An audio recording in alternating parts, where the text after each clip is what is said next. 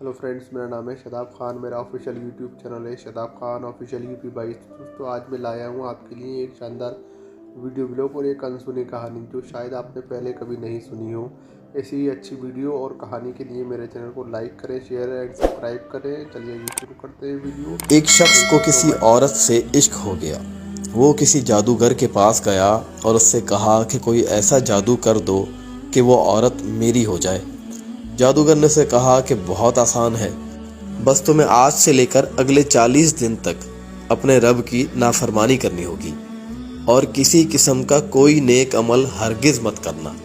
अगर तुम ऐसा कर लोगे तो मेरे पास आना, मैं फिर जादू का अमल करूँगा और वो औरत तेरे कदमों पे होगी।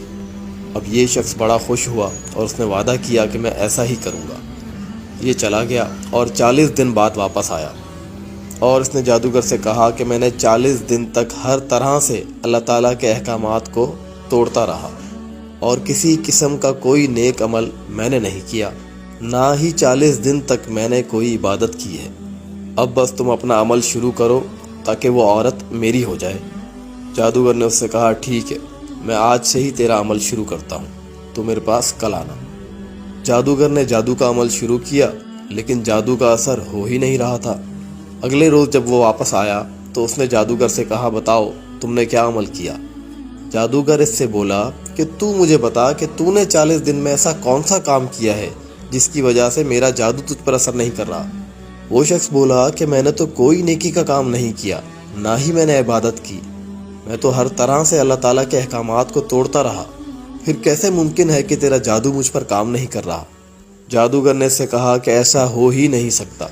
तू ज़रा गौर कर, सोच और फिर मुझे बता कि तूने कौन सा ऐसा अमल किया है जिसकी वजह से तेरा अब तक ईमान सलामत है, क्योंकि जब तक तेरा ईमान सलामत रहेगा मेरा जादू तुझ पर असर नहीं करेगा। और मैंने तुझे इसीलिए 40 दिन नाफरमानी करने को कहा ताकि तेरा ईमान सल्ब हो जाए और फिर मेरा जादू तुझ पर असर करे, लेकिन मेरा जादू तो तुझ पर असर कर ही नहीं रहा। बता तूने ऐसा कौन सा अमल किया है।